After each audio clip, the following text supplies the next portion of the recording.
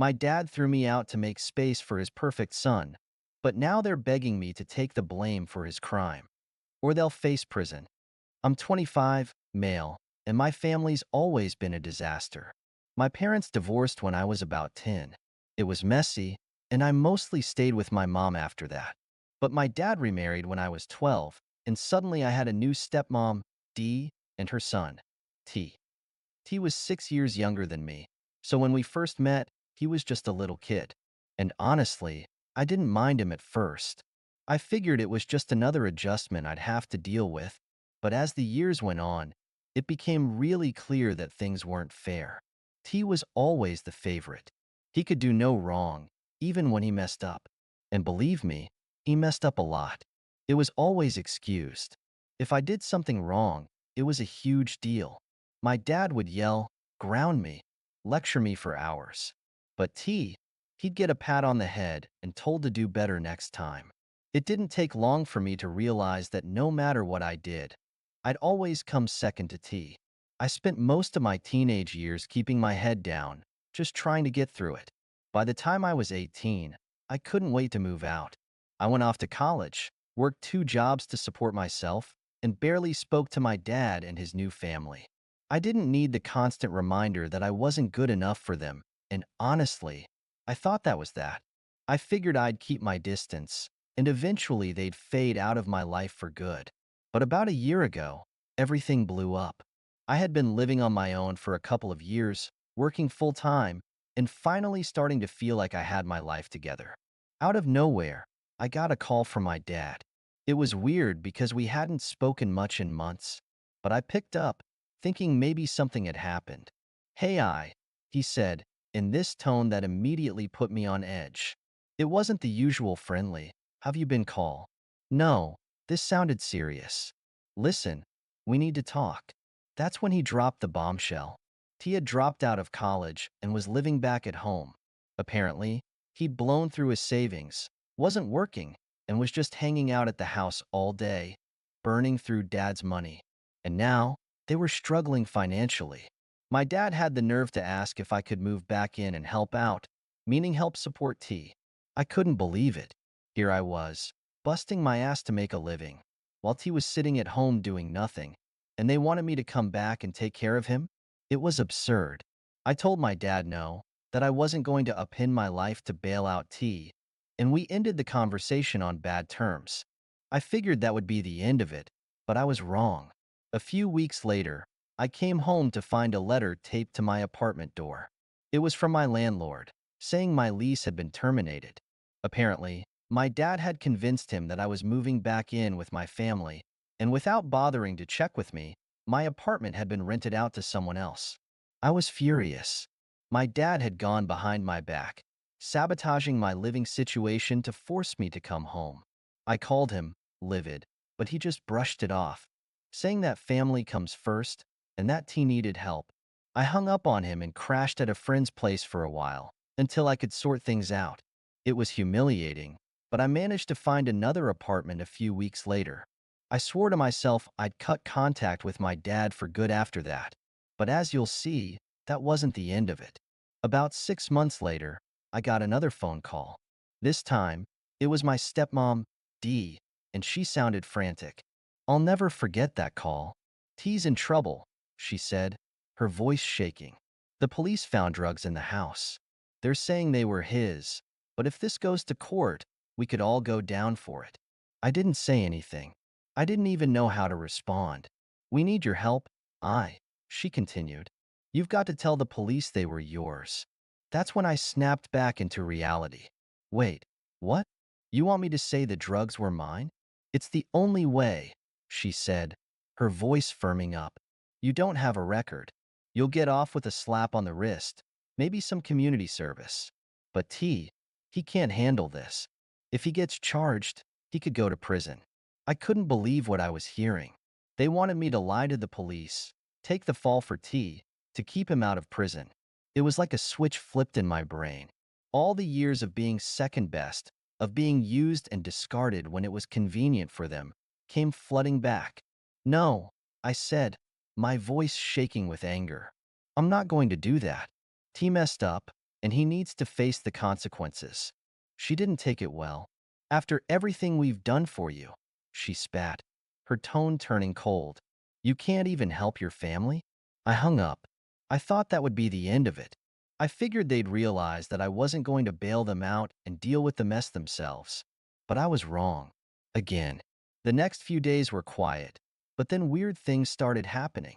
Friends of mine began asking why they were hearing that I was involved in drugs. One of my coworkers pulled me aside, saying he'd heard rumors I'd been in trouble with the law. It didn't take long for me to figure out what was going on. My dad and Dee were spreading lies about me. They were telling the family, and apparently anyone else who'd listen, that I was the one responsible for the drugs, that I had gotten T into trouble, that I had been involved in drug dealing and was just trying to cover my tracks. They were trying to ruin my reputation so that I'd have no choice but to take the fall for T. I was furious. The one thing I'd been trying to do was distance myself from their mess, and now they were dragging me down with them. I confronted my dad over the phone, demanding to know why they were spreading lies about me.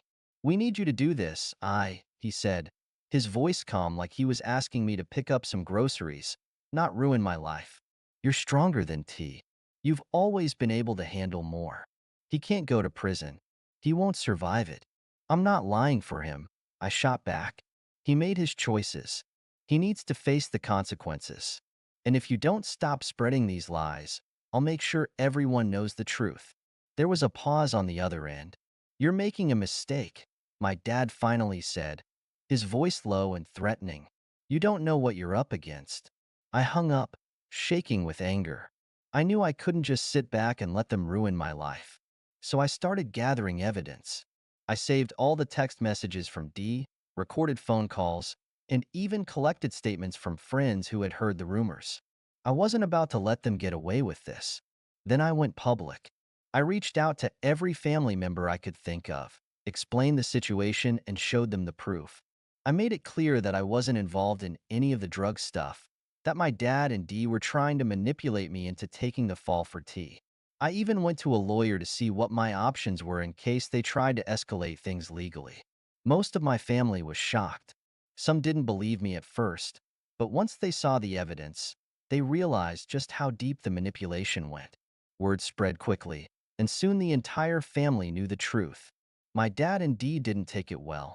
They tried to play the victim, claiming I was turning the family against them and that I was being selfish. But it didn't matter. They couldn't hide behind their lies anymore. Enough people had seen the truth, and their little parade was crumbling. As for T, the cops figured out pretty quickly that the drugs were his. He was arrested, and last I heard, he's facing serious jail time. It's ironic, really.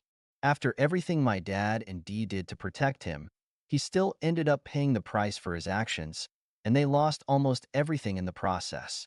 Most of the family cut ties with them after that. Dad lost his job when word got out about the drug case, and Dee's reputation in the community took a massive hit. They've tried reaching out to me. They've tried reaching out to me a few times since everything went down. Calls, texts, even letters. At first, they played the guilt card, sending messages like, "We're still your family, and this has all been a huge misunderstanding." When that didn't work, they shifted to desperation, begging me to meet with them, saying we could work things out. They even went so far as to tell me that T had learned his lesson and that they needed me to help smooth things over with the rest of the family. I ignored all of it. Every single message, every attempt to pull me back into their mess, I shut down. After all they'd done, after the length they went to in order to protect T and destroy me in the process, there was no way I was going back to them. Not this time. It wasn't easy, though. I won't pretend cutting them out didn't hurt. As messed up as things were, they were still my family, and a part of me kept hoping, irrationally, that maybe they'd finally admit they were wrong, that they'd apologize, and make things right. But that apology never came. They couldn't admit their golden child had failed them, and they sure as hell couldn't admit that they treated me like a disposable backup plan my entire life. After the truth came out, I felt a mix of vindication and emptiness. On one hand, I was relieved. I had exposed their lies, cleared my name, and finally stood up for myself after years of being their doormat. But on the other hand, I'd lost my dad. The man who was supposed to be my protector had turned into the person who tried to ruin me. There's no way to come back from that. It wasn't just about T anymore. It was about how little I'd meant to them all along. As for T, he got exactly what was coming to him.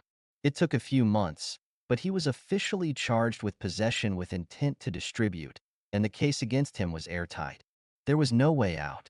The last I heard, he'd taken a plea deal to avoid a longer sentence, but he's still looking at a few years in prison. The irony of it all? My dad and Dee bent over backward trying to protect him, and yet he still ended up in exactly the place they feared the most. They sacrificed their relationship with me, their reputations, and their standing in the family for him. And for what? T's going to prison, and they're left with nothing. The rest of the family distanced themselves from my dad and Dee after everything came to light. A few of my relatives reached out to me, offering their support, apologizing for believing the lies in the first place. It was nice to know I wasn't completely alone in this, but the damage was done. Some relationships were strained beyond repair. Even though they knew the truth now, the fact that so many of them had believed the worst about me without asking questions, that stung. Trust doesn't just magically rebuild itself. I moved on, slowly but surely. I focused on my job, on rebuilding my life without them. I found a new place to live, far away from where I grew up, and started fresh. I cut off all contact with my dad, Dee, and T, and honestly, I've never felt more free. No more lies, no more manipulation, no more guilt. I didn't realize how much of a weight they had been on me until I finally let them go for good. Of course, my dad and Dee didn't make that easy. They tried to stir up more drama with the rest of the family, painting themselves as victims, claiming I'd turned everyone against them out of spite.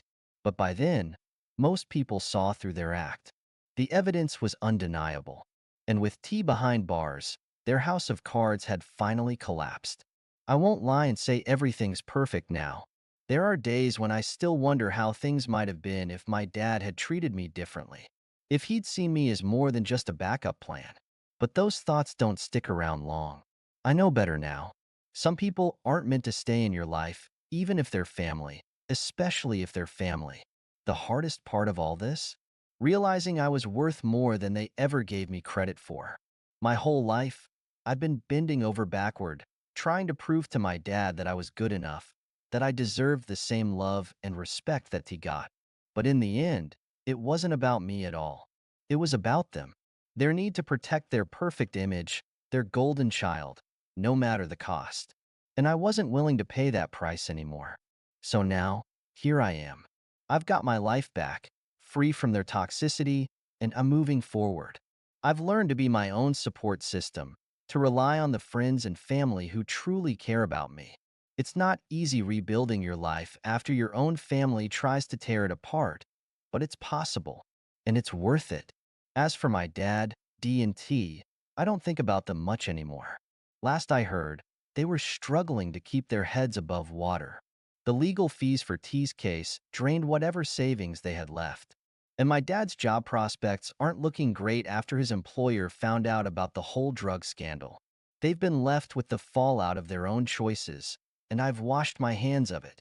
If there's one thing I've learned from all of this, it's that you can't control how people treat you, but you can control how you respond. My dad and Dee made their choice when they decided to protect T at all costs, and I made mine when I chose to stand up for myself and walk away. In the end, I realized that family isn't about blood. It's about the people who stand by you, who support you, without asking you to sacrifice yourself for their mistakes. It's about the people who love you for who you are, not what you can do for them. And for the first time in my life, I'm finally surrounding myself with the kind of people who actually care. Thank you so much for listening to my story. If you have any thoughts, I'd love to hear them. So please leave a comment. Don't forget to like and subscribe if you want more stories like this one.